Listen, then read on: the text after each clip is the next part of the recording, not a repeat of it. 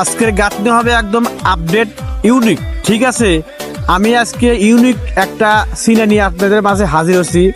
এমন স্টাইলে আমি আজকে সিনা গাঁথবো যাতে আমি একা অনেকগুলো ইট গাঁথতে পারি। আপনারা দেখতে থাকুন। আমার হাতে দুটো তারকাটা দেখতেছেন, এই দুইটা তারকাটা এই পিলারের সাথে নিচে একটা উপরে একটা লাগাবো, ওই পাশে কিন্তু একই সিস্টেমে লাগাবো, ঠিক আছে। আপনারা দেখুন, আমি এই তারকার উপরে একটা লাগাইলাম, নিচে একটা লাগাইলাম, লাগানোর পর এইখানে আমি সুতো দিয়ে এই নিচে উপরে শক্ত করে গেড়ে দেবো, ঠিক আছে। গেড়ে দেওয়ার পর ওই পাশে কিন্তু একই সিস্টেম করছি। আর এটা হচ্ছে মেইন সুতো, মেইন সিনার সুতো। এটা ওই মাথায় একটা গেরো হবে, বাট এই মাথায় একটা গেরো হবে।